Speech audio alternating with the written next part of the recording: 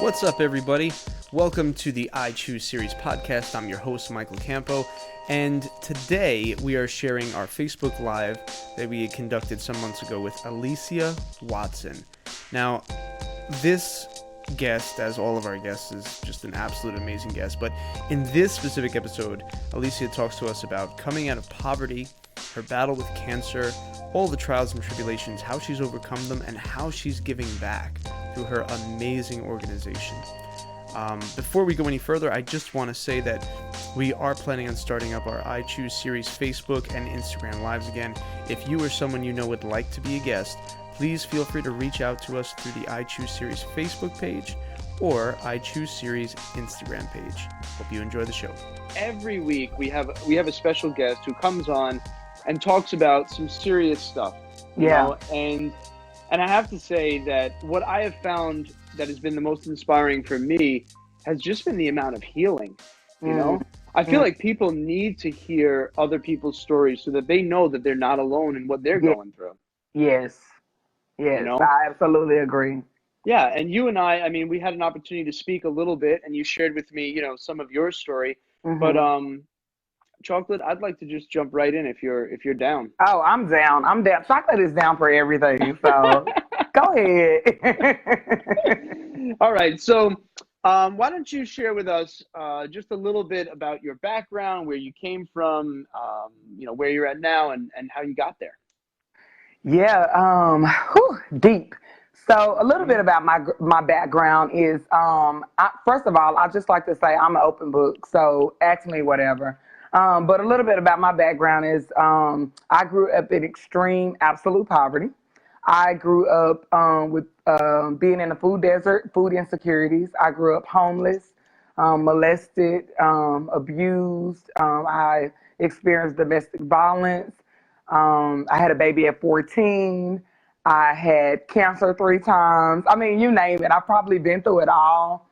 There's nothing that I haven't experienced, but I like to say, but God is what I like to say, because that's how I'm able to smile, this bright, beautiful smile. You do have a beautiful smile. Thank you. Thank you. You're welcome. So, and where I am now, I am in a place of peace and wholeness and freedom, redeemed. I am all things exuberant is what I like to say. And I'm just living my best life, and so there you go.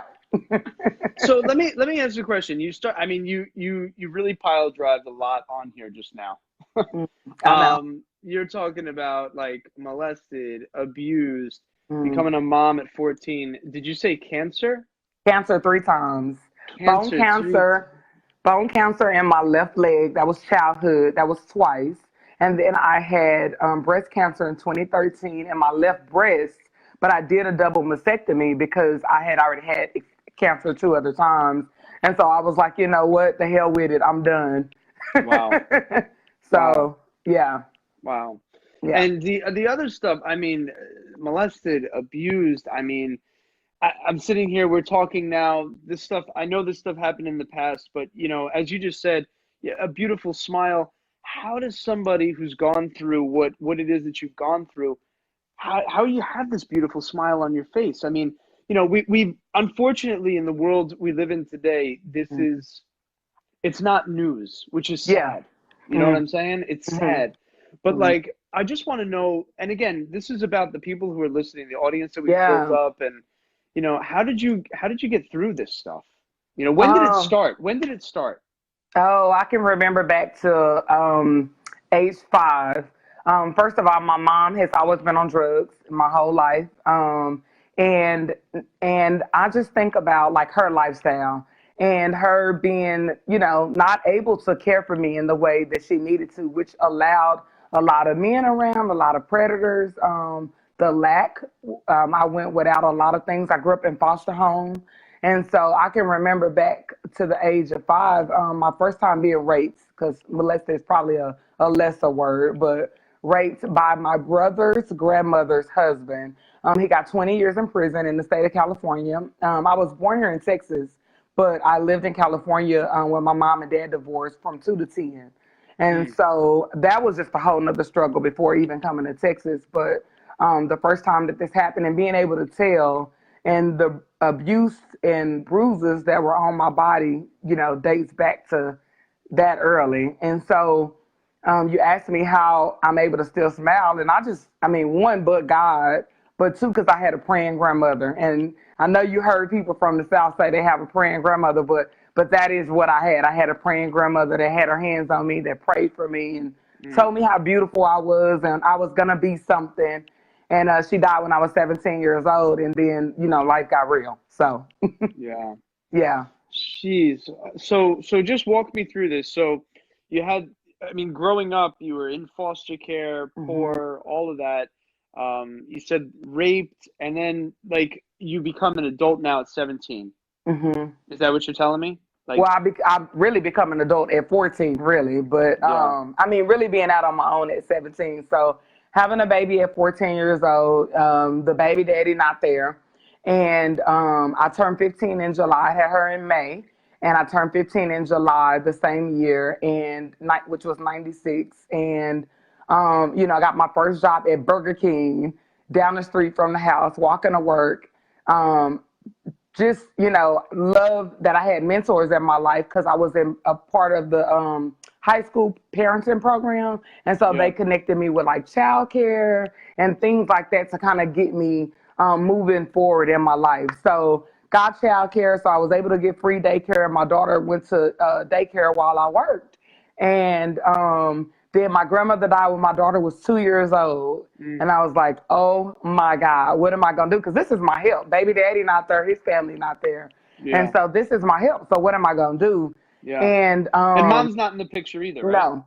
Mom's not in the picture. No, dad's dad not in either. the picture. Okay. No. All right. So it's you and your baby girl, you and your 2-year-old. Yes, me and my 2-year-old that we call Tweety. Her name is Archesia, but we call her Tweety. So, and I'll tell you why later. But because there's a funny joke behind it. But so it's me and Tweety, and I remember moving out my grandparents' house. My granddad was still alive, but now I gotta make my way. And so I remember moving out, getting my first apartment. I had just graduated high school because I actually graduated high school early.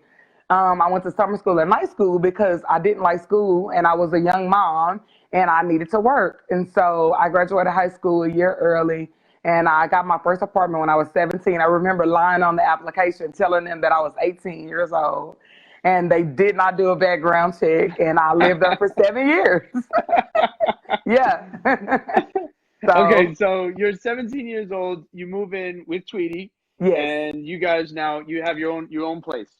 Yes. Okay. And then I low-key married my high school sweetheart, so I thought. And so we stayed married 10 years. And 5 of the 10 years, I went through domestic violence. And I got my last black eye and broken rib. And then finally, yeah, I'm out of this. And it was a security blanket. I never thought that I would be with somebody that would love me and my daughter. And so I fell for all the traps, and I was seeking attention, of course, in the wrong way. And so I had to go through that, but that's, it's a part of the story now. And I found healing in that place because now I'm married to an awesome guy, which we'll talk about later. But yeah, so we, go through that and, I'm trying to work and go to school, be enrolled in college and end up having to drop out, after 2 years and just, life got real. So, yeah. Damn. Okay. So I know, right? Well, I'm gonna skip on that note. No, it's a lot of stuff. If anyone in there is tuning in just now, we're speaking with Chocolate, and she is just sharing, her most vulnerable, stuff that's been happening in her life, and kind of, how she's gotten through it up to this point. So I have to say, so it's hard for me to understand the woman that I'm talking to now, just going through all of this stuff that you're just tallying up for me. You know what I mean? It's hard for me to understand that. I know people who have not gone through, half of these things, and they're, they're struggling. Yeah. And here you are, victoriously, smiling. Yeah. How does that happen? God, that's the only thing. I have no other answer. I have a two-part. I like to use the analogy. One, I wanted it. Two, it was God. But one, it was God, and two, I wanted it, and they work hand in hand. And so, apart from that, I can do nothing. But I had to want God to want out, and I wanted out, and I needed help. So we're talking now. You were married, 17 to 27, right? Yes. And so then it's an abusive relationship, and then you finally say, "I'm out of this. I'm out. I'm gone." Yeah. Take me from there. So I went to school for early childhood education. So I have an associate's in early childhood education, and I like to say I am allergic to kids. I'm allergic.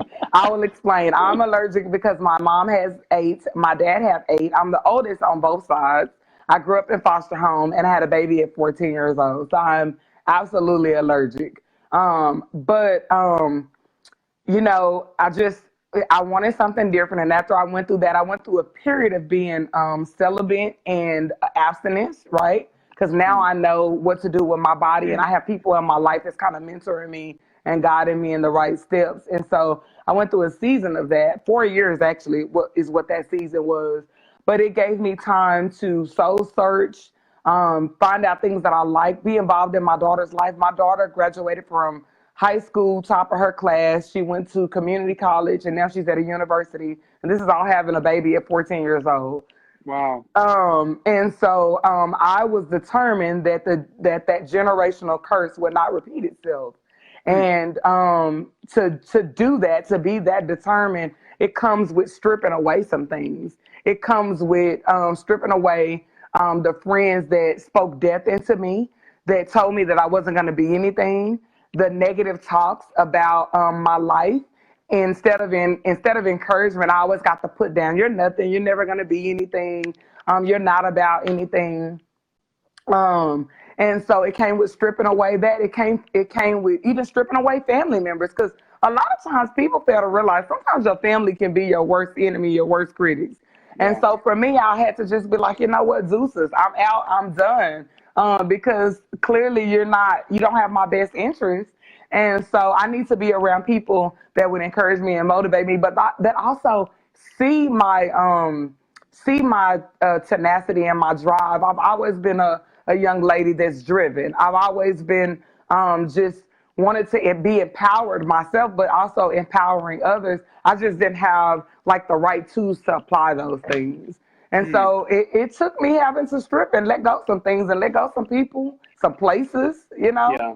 Yeah. And I don't regret it. I don't regret it. Yeah, I think that's a really, really big factor. You know, I think that the environment that you have and the people you surround yourself with is key in your development. You know, it's you need to plant a seed in good soil. You know, otherwise the weeds take over. Yes. They strangle it. You know, no matter how beautiful that flower is, the weeds will strangle it. You know, and so I think that's difficult for people to understand on both sides. You know, there's certain people like you say, who are toxic, and they don't know that they're toxic because they're repeating a pattern.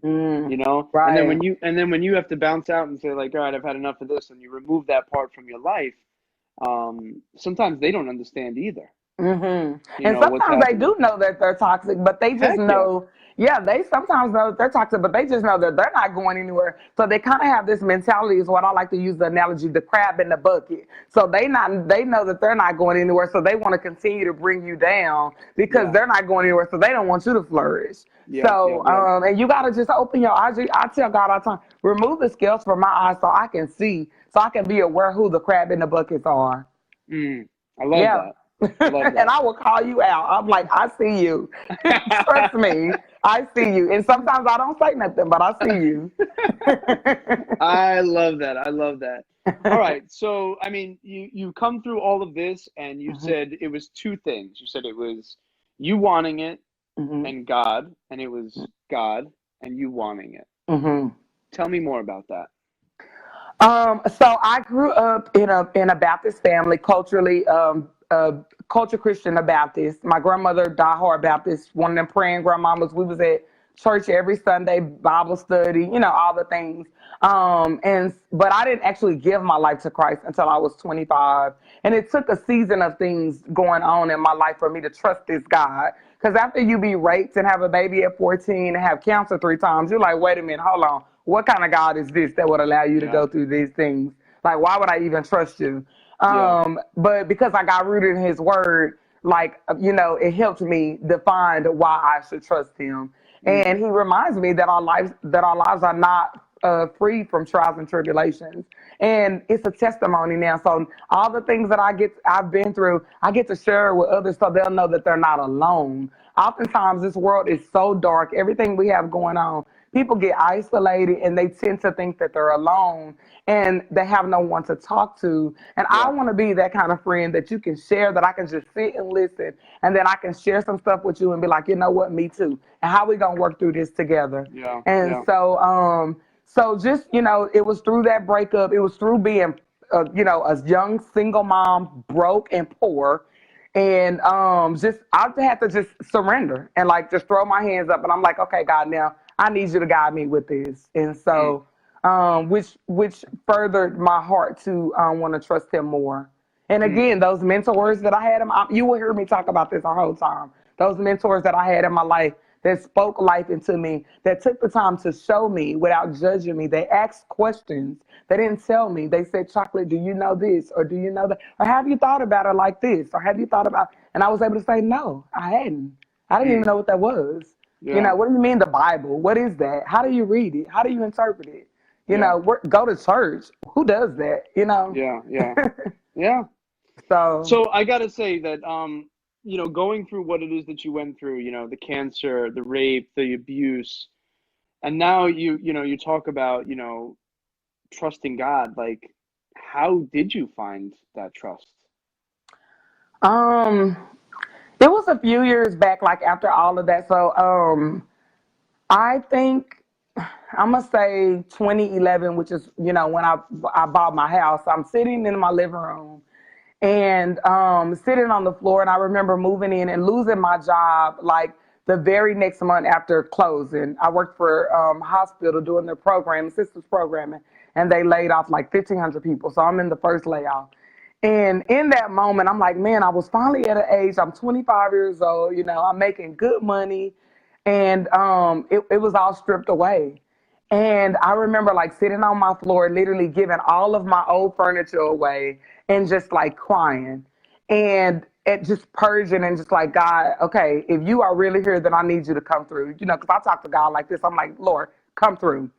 And And that's how I talk to him. Yeah, he already knows. Let's just be real with him, It's my friend, Yep. And so I remember just sitting and crying and purging out and just Lord, I've tried it all my way. Now I want to trust you. And don't get me wrong, it wasn't the easiest.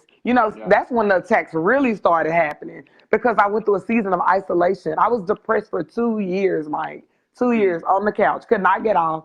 Literally can't sleep, can't eat, can't take care of my daughter, nothing. I'm depressed. Mental illness is for real, y'all. For real. People need to get help for mental illness. I didn't know that. I wasn't educated on that. I wasn't trained in that. In my family, it was you didn't talk about mental illness.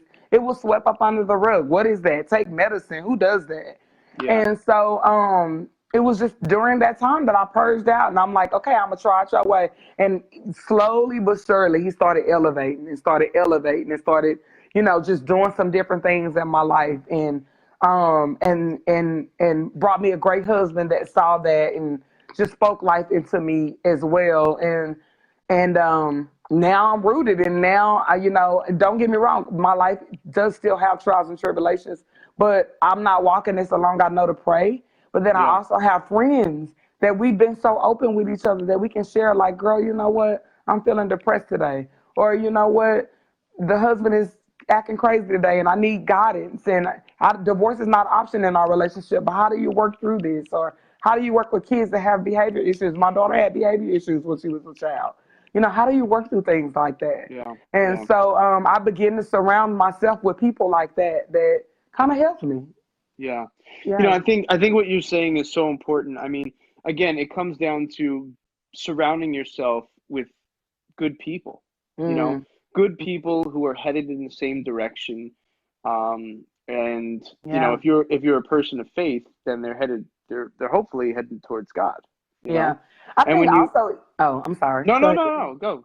Oh, I was gonna say, I think even about the friends that are positive in your life, and I'm speaking for myself, for me to be a person that wasn't used to that, it took a lot of removing my pride and just pulling back that shame and that guilt to allow those positive people to speak into me, because I wasn't ready for it. And so when they started calling out things, I was getting the attitude. I'm like, you don't even know me like that. You don't even know what I've been through. But then God had to remove that victim mentality. No, I'm not a victim. I'm victorious now. And so, but it comes, I mean, when you getting some positive feedback, it hurts sometimes, you know?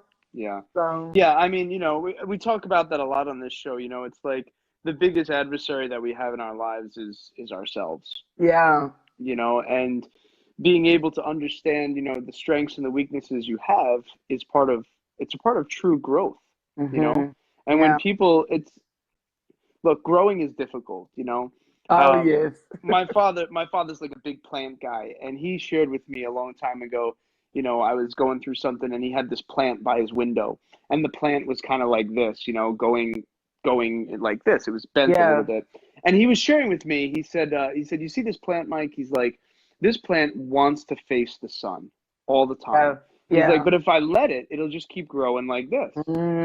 So I have to turn the pot so that it grows strong, Wow. And that's a good analogy. It was a really good analogy that I needed at the right time in my life to really just kind of understand it's not always about what we want, it's about, being the best version of ourselves. Yes.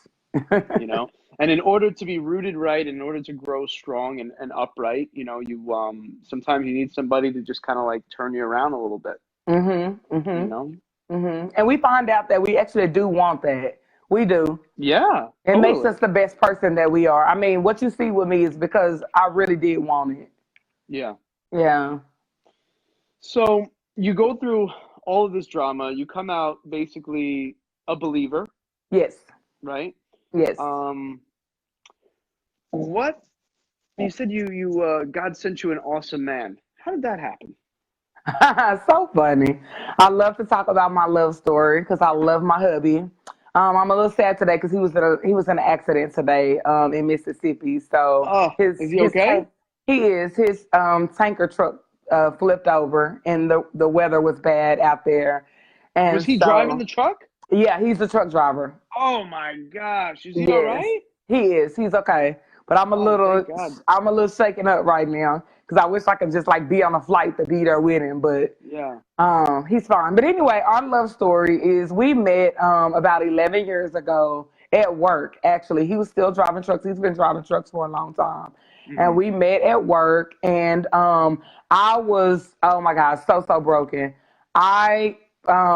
He asked me we met this over this 3-day period. This is how it went. So the first day we met in person, he asked me for my phone number, and I gave it to him. And then the second day, he asked me out on a date, and I stood him up, which I'll tell you about why in a minute. And I stood him up, and then the third day, he went back out on the road. And we stayed phone friends for 6.5 years, literally phone friends. That's it. Wow. And I stood him up because I was broken. I had just got out of bad relationship, going through my divorce, like all the things, right? And I told him. I was just, I mean, you see me. We haven't met in person yet, but you see, I'm an open book, so I'll just tell you whatever it is. So lay it down. Yeah, I was like, look. I don't have time for no man right now. I got lots of shit going on, and I'm done, And he was like, okay, I get that. I understand. And so we just stayed phone friends. Well, fast forward in 2013, he's from Rochester, New York. Might I add. And so in 2013, yes, I got diagnosed with breast cancer. And at this point now, in 6.5 years, we're up to pet names now. So he's like, we're like boo, babe, like those kind of things. All of that. All of that. Yeah. So I call him up on the phone, and I was like, hey, just like this. I was like, hey, boo, guess what happened to me today? And he was like, what? And I was like, yeah, I went to the doctor today, and guess what they said? And he was like, what? And I was like, oh, yeah, I got breast cancer. And he was like, you just said that like that was just something like you could get rid of like overnight. Like, who does that? And I'm like, well, cancer 2 other times. I mean, this is nothing in my mind. And this was on a Tuesday because I could never forget dates, the important dates. So that was on a Tuesday. I have aggressive treatment. I ended up going through like the emergency because a blood vessel busted. And so like they had to call me for work and tell me to come back in, like all this stuff. So Friday, I go to work at the same job that I've been at for over 5 years, and they lay me off. So I call him, and I'm like, now I'm balling. It's 10 a.m. I get laid off at 10 a.m. in the morning on Friday morning, payday. So I call him from the parking lot. I couldn't even drive, and I was just like balling, and I'm like, guess what happened to me today? He was like, what? And I'm like, they laid me off. And just so we went through all of that and just crying and trying to figure out what do I do next, because I thought I was going to be able to work, like doing chemo and all this. My daughter's in her senior year of high school, so I got to pay for prom, graduation, like all this stuff. Yeah. And so this was in October. So he comes to visit me, and we kind of like talk through some stuff as friends, right? So we kind of talked through some stuff, and his birthday is in November, and so we like went through Thanksgiving together and like all of that. And then he calls me like one morning, like 3 or 4 days later, and he's like, yeah, you know what, babe? Because we're at pet names again. He's like, I think God is telling me that I need to move to Texas and take care of you. So I'm like, wait a minute, hold on, God, you're real funny. I told you I did not want him in. Did I tell you that? So he sent him as my friend. So he sent him as my friend, and he asked me what did I think about that, and I was like, well, absolutely. What do I have to lose at this point? I need some support, whatever. So he comes, and he literally take care of me a year and a half, and then asked me to marry him after chemo, surgery, everything. Walk with me through that whole process. Wow. And wow. yes, and asked me to marry him. But wait, can we get some likes for this guy, please? I'm not seeing any likes going on the screen right now. I know, right? Oh my God. So he takes care of me. He asked me to marry him, and I'm like, yeah. Are you crazy? I'm not letting you go anywhere. And so we both came from being divorced. He's older than me. He's 50, and I'm 37. And we wanted to do things different. So we went to marriage counseling. We actually went to premarital counseling twice. And we refrained from each other. And, we just did all the things that would make us invest in each other the proper way. And we ended up getting married October 3rd. So we'll be married 4 years this October 3rd. Man, congratulations. And yes, God. Yeah. And so we're a blended family of 3. And so my daughter is 22, and she's here in Texas, and our other 2 kids are in New York, and they're 28 and 29, girl and boy. Then we also have grandbabies as well.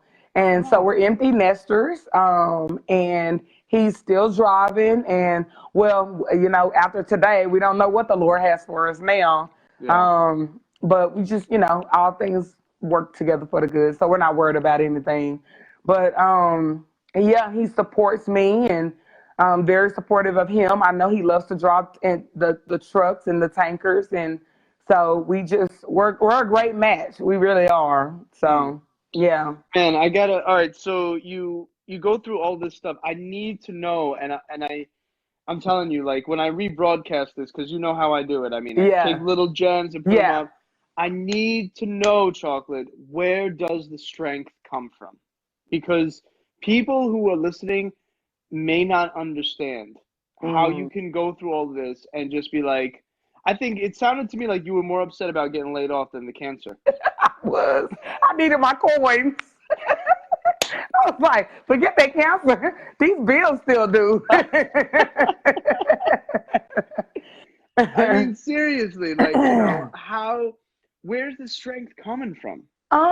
You know, I I don't make excuses, Mike. I'm one of these kind of people, like, you know, I try to make it happen, and I'm one of these kind of people. Like, if you give me the opportunity, I will work at it. The problem is a lot of times no one is giving me opportunity. But if you give me opportunity, I will work at it. And I don't make excuses, and again, I surround myself with good people. And Yeah. I feed off people. I'm very extroverted, if you can't tell. And so I feed off people. And so that's where, a lot of Me times, where too. my Me strengths too. come from. Yeah, Me yeah. too. I know. I'm We gonna get give you along a really call well. later this week. I gotta just pump each other up. Yeah, yeah, yeah. So, That's yeah. awesome. So, All right, yeah. so tell me about this. Tell me about what you're doing now. Oh, so excuse me, I had to, get me a drink. A little parched. Yes, I was a little parched. So I am the founder of Redeem Women, and Redeem Women is a 501c3 nonprofit, and we specifically work with women in the community that I actually live in and work in. It's an impoverished neighborhood, and for those who don't know what that is, look it up because that's what I had to do. Uh, And but leave a comment so everyone else knows. and leave a comment. But our community is it's overlooked and underserved. Basically, we have you know predominantly African American women, single moms, um, just trying to make it. We're in a food desert as well, with food insecurities, not just a food desert, as I've learned. We have a lack of transportation here. We're a laundromat desert. There's no Kroger and there's no Starbucks, is what I like to say. And it takes a strong person to be able to live in this kind of community and see lives being changed every day. But the purpose of Redeem Women, so I went into full-time ministry a few years back, working for a couple of organizations, and my heart was just women. And it was because for me, I was the person who lacked the resources. I was a girl who grew up where no one was telling me where to go get birth control at. I mean, I had a baby at 14. No one told me where to go get birth control at. No one even told me about abstinence, let alone getting my tube side.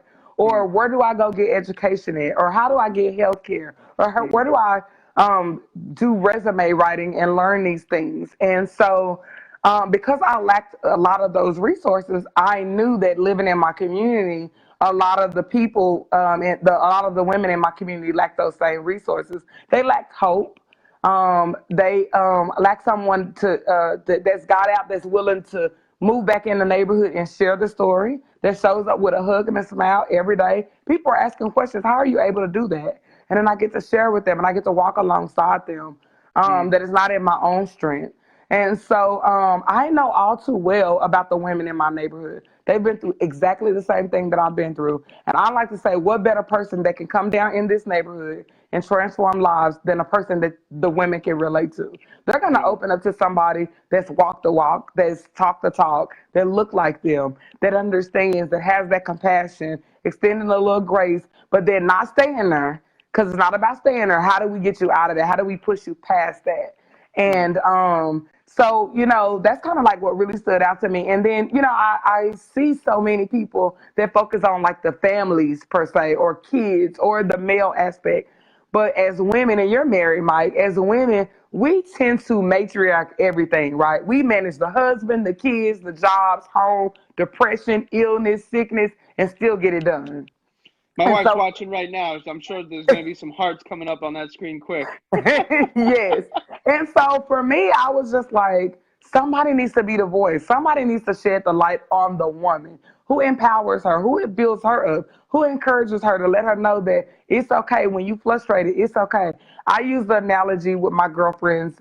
I love to sit around the table and just, have, girl time, talk time. And so I use the analogy. I say, how many of your girlfriends that you can actually sit across the table from and tell that you're going through depression, or you're contemplating suicide, or you just lost your job but you feel embarrassed and you don't want to tell anybody? Not many, because oftentimes people judge you. And so that was like another heart behind Redeemed Women is we need to be authentic and transparent. And I don't have the gift of singing. I don't have the gift of playing music, but I do have the gift of being authentic and transparent. And so I capitalize on it. Yeah. And so, Man, yeah. that is beautiful. Now, do you ever encounter people, women in general? I mean, I think that sometimes you have people who are comfortable in the chaos, and it's Yeah. really difficult to get them to see the light, Yeah. Do you ever Yeah. encounter that? I do. That's generational. Mm. A lot of times when it's difficult for somebody to see the light, it's because myself, I was so stuck in my problem. And I saw my great grandmother, my grandmother, my mother all do the same thing. It was generational. And so I thought that there was no hope at the end of the tunnel. And so, yeah, I see that all the time. I think that's what we need in our life, though. We need people that can come alongside us and tell us no, it's different. Mm. So, yeah, And absolutely. so, out of all the women that I mean, how many are we talking about now? Do you have like a place where you're doing this, like a meeting Um, center? I wish. So I'm glad you asked. Though Yeah, yeah. we are actually in our capital campaign season right now.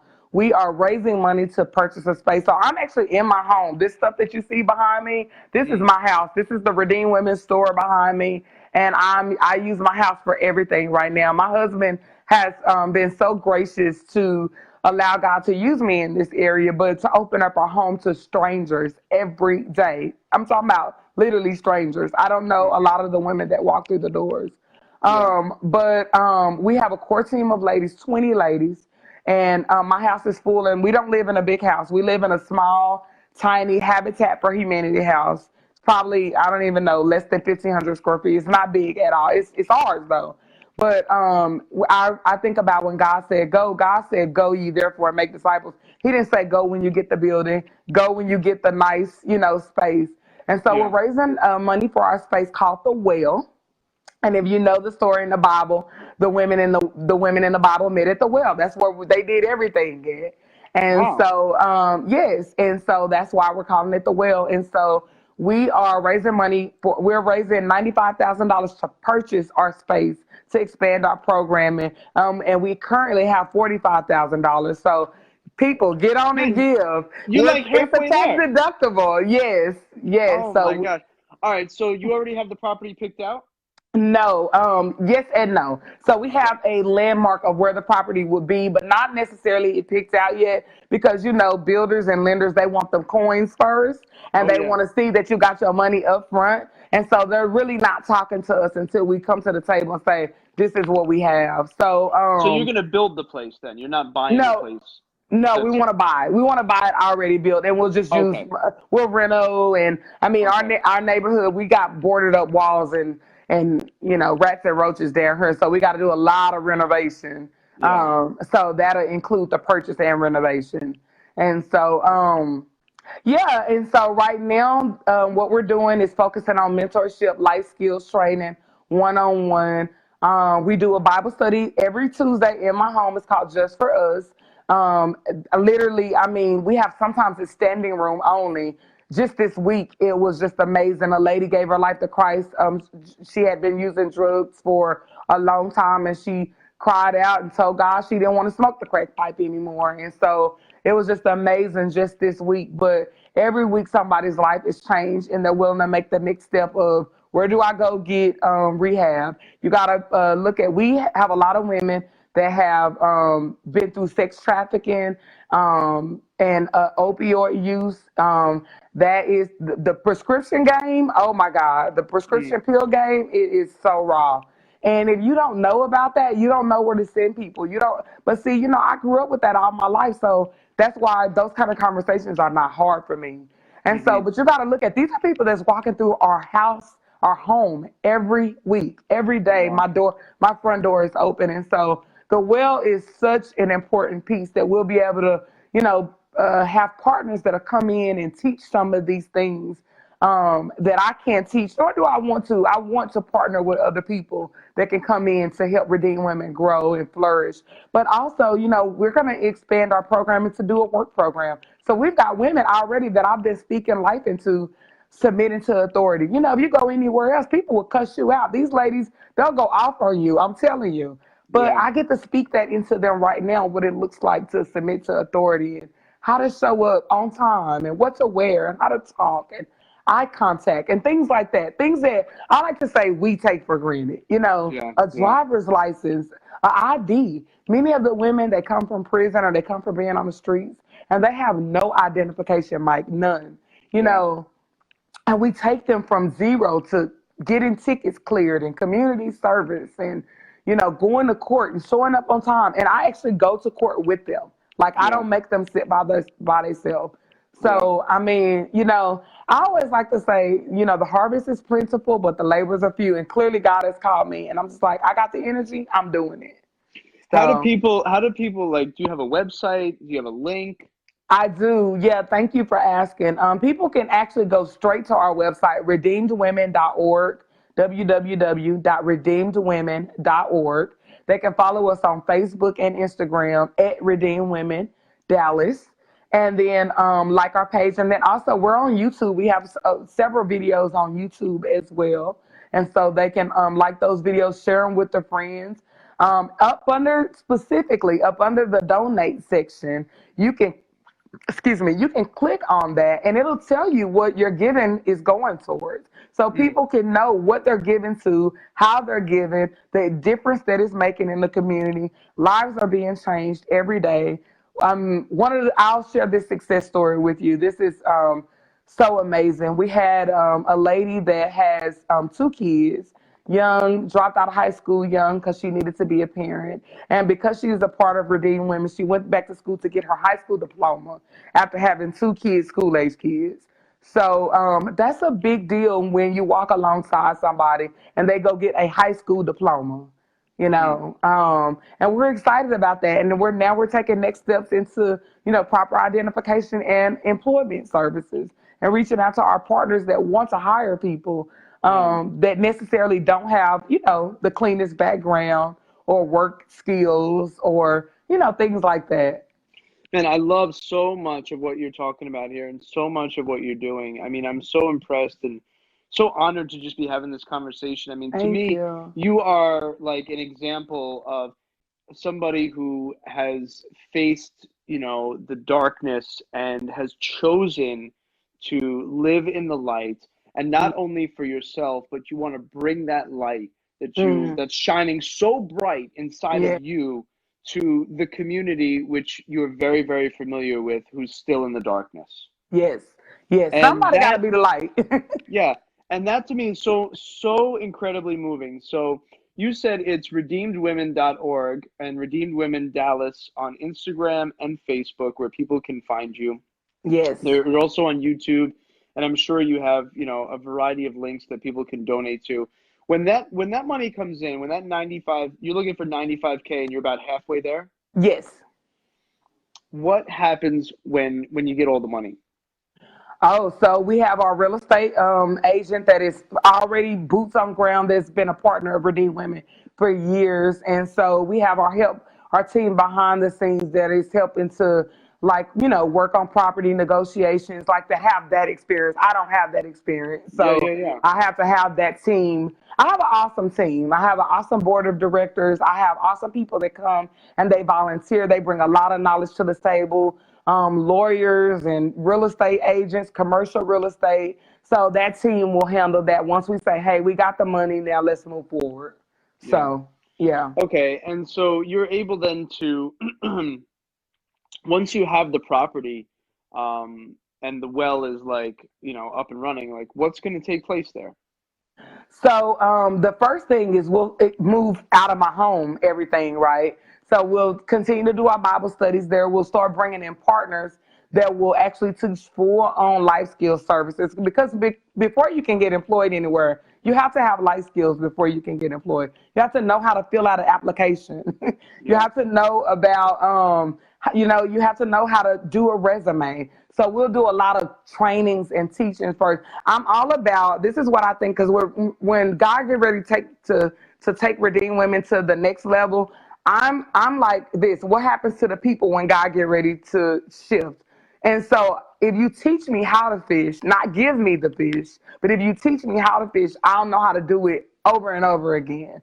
And which is what got me to where I am right now, because somebody taught me how to fish. And so our goal is to train and teach and educate and even bring awareness to resources that are in this community that people don't necessarily know about. That's like right up the street from them that they don't even know that's there. So to be more so a resource center. And then we will move into working with partners to provide employment. So we want to do, one, we have a van that we call Vanna White, and she is now being chaperoned by me, Chocolate. Hashtag Wheel of Fortune, if you know the Vanna White. So we will hire a van. Let me get in here. So we will hire a van driver to do our transportation needs. Currently, we go to the grocery store twice a month, and then we do other service needs. So it may be taking them to job interviews, or it may be taking them to social services and getting all that stuff set up and getting proper identification. So we'll hire a van driver to do that, which will take me off of doing that. And then also we will work with partners like Southwest Airlines to do a call center. So they would actually, because we want to take out the transportation barrier and the child care barrier. Two of the things that we face in our neighborhood is transportation issues and child care issues. Where if you're a single mom, you might get the job, but because you have no babysitter or no daycare, you're going to get the job for a little while, and then you have to quit after 2 or 3 days because your baby is sick and you have no way to get there. Well, but if you work right in the community and you have a job and your baby is sick, you can get home in 5 minutes, but you can also get to work in 5 minutes as well. And so we're trying to, you can't address everything. You have to only do one thing at a time right now.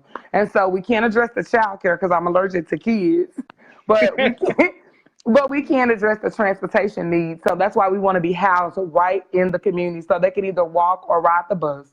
And so we'll partner with some of our partners at Southwest Airlines, AT&T, to do a call center. They would actually come to work with us, use all of our equipment, the phone, the computers, and all that. That'll be donated because we already have partnerships for all of this stuff. We just don't have a space. That's it. Yeah. I mean, I've built enough relationships to get this. So that, and then we also want to pilot a couple more job programs, but we really just don't know what that looks like because a lot of the talks is mindless right now until we have a space for it. So right now what the women are doing is, so say we get a woman, we have like 5 women right now that are seeking employment. So what we do is we partner with one of our local organizations in the community called City Square. If you haven't heard about them, people should check them out because I love City Square.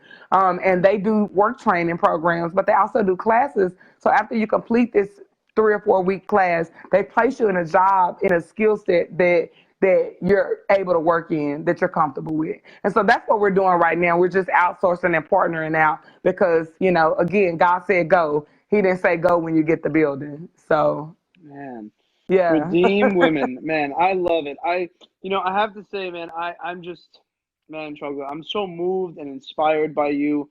And I'm just so grateful for you to just come on our show and be vulnerable and share the nitty gritty, like the terrible things that have happened and how you're coming out on top and giving back to the community. Mm-hmm.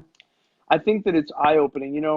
As we're coming to the end of our show here, what do you think it was that like that one choice that just changed everything for you? I know there's been a lot along the road. Yeah. But for each one of our guests, I like to know, because again, the I Choose series is about the choices that we make and taking responsibility for those choices. That no matter what our circumstances are, we're always one choice away from changing our life forever. And being the lead in our life story, being who we were created to be, not who the world tells us to be. And that starts with making a decision. And I know that there's tons of them, but is there one in particular that maybe stands out the most? That's a choice that you made that that changed things. Yeah, I would have to say I chose power, and power for me was to not let anybody discourage me, to not let anybody speak those lies in my ear, to the power to stand up for myself. As you can tell, I'm very outspoken, and so I speak my mind. I'm very vocal, but that takes power to be very vocal and stand up for yourself. And so I had to. I choose power. That's it. Yeah. Yeah. Love it. Yeah. Well, Chocolate, is there anything else that you wanted to mention? Anything else that you wanted to say? No, I would just say this for people that are tuning in that's in the DFW area. Find out about Redeem Women. This is a local nonprofit that you can come and volunteer with, that you can come get a tour in the neighborhood with. You can pour some financial resources into any amount, but come and find out about this local nonprofit doing good in the community. Meet some of the women that we serve. We need help. And so I would absolutely say, and even if you're not in the Dallas-Fort Worth area, we actually have friends all over. One of my friends from Colorado tuned in earlier. And so I just would encourage you, tell your friends about us. We have our awesome website. You can share that. We have these really cool shirts. Let me just say this. We have these really cool shirts for sale that are $20. And then I also wrote a book. You can see my book behind us. And then I also wrote a book called Anointed. It is a lot of the things that I talked about. Pick up a copy. I will mail it to you, autograph it for you, and all you do is pay for it on our website. And it's a great read. It's a hard read. It's 100 pages. It'll make you cry, but it's a great read. So find out how you can get anointed for your book club and for your friends. And then just love us. That's all. So, yeah, thank you. Love it. Well, Chocolate, thank you so much for being our guest tonight. We really, really appreciate having you. Would you come on again? Absolutely. Well, listen, next time I'm in Dallas, I'm looking you up. Yes, I want to do some coffee or something. Yes, absolutely. Coffee on me. I'm down, man. I'm down. Okay. Definitely coming. All right, Thank you, Chocolate. It's a pleasure. Thank you. Have a good night.